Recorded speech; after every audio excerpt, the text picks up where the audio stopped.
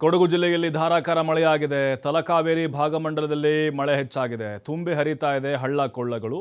ಕಾವೇರಿ ಮತ್ತು ಲಕ್ಷ್ಮಣ ತೀರ್ಥ ನದಿಗಳು ಭರ್ತಿಯಾಗಿದೆ. ಬೆಟ್ಟ ಗುಡ್ಡ ನದಿ ಪಾತ್ರದ ವಾಸಿಗಳಿಗೆ ಎಚ್ಚರಿಕೆಯನ್ನ ಕೊಡಲಾಗಿದೆ. ಬಹಳ ಮಳೆ ಆಗ್ತಾ ಇದೆ ಈಗ ಆ ಭಾಗದಲ್ಲಿ, ತಲಕಾವೇರಿ ಮತ್ತು ಭಾಗಮಂಡಲದಲ್ಲಿ. ಬೆಟ್ಟ ಗುಡ್ಡ ನದಿ ಪಾತ್ರದ ನಿವಾಸಿಗಳಿಗೆ ಎಚ್ಚರಿಕೆಯನ್ನು ಕೊಡಲಾಗಿದೆ. ಸುರಕ್ಷಿತವಾಗಿರಬೇಕು ಅಂತ ಜಿಲ್ಲಾಡಳಿತ ಹೇಳಿದೆ.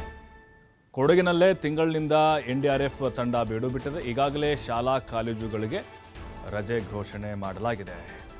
ಬಿಟ್ಟು ಬಿಡದೆ ಮಳೆಯಾಗ್ತಾ ಇದೆ ಈಗ. ಕಾವೇರಿ ನದಿ ಪಾತ್ರದ ಜನರಲ್ಲೂ ಕೂಡ ಆತಂಕ ನಿರ್ಮಾಣ ಆಗಿದೆ.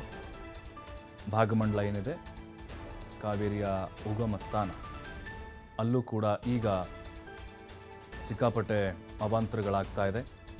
ಇನ್ನು ಸುತ್ತಮುತ್ತ ಏನಿದೆ ಅಲ್ಲಿ ಯಾರ್ಯಾರೆಲ್ಲ ನಿವಾಸಿಗಳಿದ್ದಾರೆ, ಗ್ರಾಮಗಳಿದ್ದಾವೆ, ಜಿಲ್ಲಾಡಳಿತ ಸುರಕ್ಷಿತವಾಗಿರಬೇಕು ಅಂತ ಸೂಚನೆಗಳನ್ನು ಕೊಟ್ಟಿದೆ. NDRF ತಂಡ ಕೂಡ ಈಗಾಗಲೇ ಸನ್ನದ್ಧವಾಗಿದೆ. ಏನೇ ಅನಾಹುತಗಳಾದರೂ ಕೂಡ ರಕ್ಷಣೆ ಮಾಡಲಿಕ್ಕೆ. ಕೆಲವು ಕಡೆ ಸೇತುವೆಗಳು ಭರ್ತಿಯಾಗಿದ್ದಾವೆ, ಕೆಲವು ಕಡೆ ರಸ್ತೆಗಳು ಮುಳುಗೋಗಿದ್ದಾವೆ, ಹೈವೇಗಳೇ ಕುಸಿದು ಬೀಳ್ತಾ ಇದ್ದಾವೆ, ವಿದ್ಯುತ್ ಸಂಪರ್ಕ ಕೆಲವು ಕಡೆಗಳಲ್ಲಿ ಕಟ್ಟಾಗಿದೆ, ಜಮೀನುಗಳು ಜಲಾವೃತವಾಗಿದ್ದಾವೆ, ಸಂಚಾರ ಅಸ್ತವ್ಯಸ್ತವಾಗಿದೆ.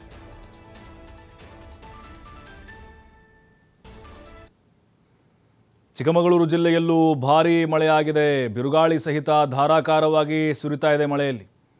ಆ ಭಾಗದಲ್ಲೂ ಕೂಡ ಮಳೆಯ ಆರ್ಭಟ ಜೋರಾಗಿದೆ. ಚಿಕ್ಕಮಗಳೂರು ಭಾಗದಲ್ಲಿ ಕೊಪ್ಪ, ಮೂಡಿಗೆರೆ, ಕಳಸ, NR ಪುರ ಭಾಗದಲ್ಲಿ ಬಿರುಗಾಳಿ ಸಹಿತ ಭಾರೀ ಮಳೆಯಾಗಿದೆ. ಜನಜೀವನ ಅಸ್ತವ್ಯಸ್ತವಾಗಿದೆ. ನಿರಂತರವಾಗಿ ಮಳೆ ಆಗ್ತಾ ಇದೆ. ಬಹುತೇಕ ಚಿಕ್ಕಮಗಳೂರಿನ ಎಲ್ಲ ತಾಲೂಕುಗಳಲ್ಲಿ ಮಳೆಯಿಂದ ಸಾಕಷ್ಟು ಅವಾಂತರಗಳಾಗಿದ್ದಾವೆ. ಸಂಚಾರ ಅಸ್ತವ್ಯಸ್ತವಾಗ್ತಾ ಇದೆ. ಜೊತೆಗೆ ಶಾಲಾ ಕಾಲೇಜಿಗೆ ಹೋಗುವಂಥವ್ರಿಗೆ ತೊಂದರೆ ಆಗ್ತಾ ಇದೆ. ಮನೆಯಿಂದ ಹೊರಗಡೆ ಬರೋಕೆ ಆಗ್ತಾ ಇಲ್ಲ. ಮೊದಲೇ ಮಲೆನಾಡು ಪ್ರದೇಶ, ಅಲ್ಲಿ ಮಳೆ ಬಂದರೆ ನಾವು ಅಲ್ಲಿ ಕೇಳೋದೇ ಬೇಡ ಅಲ್ಲಿವ್ರ ಪರಿಸ್ಥಿತಿ. ಅದರಲ್ಲೂ ಈ ಜಿಟಿ ಶುರುವಾಗ್ಬಿಟ್ರೆ ಮುಗೀತು. ಯಾವುದೇ ಕೆಲಸ ಕಾರ್ಯಗಳನ್ನು ಕೂಡ ಮಾಡೋಕ್ಕಾಗೋದಿಲ್ಲ. ಕೊಪ್ಪ, ಮೂಡಿಗೆರೆ, ಕಳಸ, NR ಪುರ ಭಾಗದಲ್ಲಿ ಬಿರುಗಾಳಿ ಸಹಿತ ಭಾರೀ ಮಳೆ ಆಗ್ತಾ ಇದೆ. ಕೆಲವು ಕಡೆಗಳಲ್ಲಿ ರಸ್ತೆ ಸಂಪರ್ಕಗಳು ಬಂದಾಗಿದ್ದಾವೆ. ಕೆಳಹಂತದ ಸೇತುವೆಗಳು ಮುಳುಗಡೆ ಆಗಿದ್ದಾವೆ. ಜಮೀನುಗಳಿಗೆ ನೀರು ನುಗ್ತಾ ಇದೆ. ರಸ್ತೆ ಮೇಲೆ ಕೆಲವು ಕಡೆ ನೀರು ಹರಿತಾ ಇರೋದ್ರಿಂದಾಗಿ ವಾಹನ ಸಂಚಾರಕ್ಕೂ ಕೂಡ ಅಡೆತಡೆ ಉಂಟಾಗಿದೆ.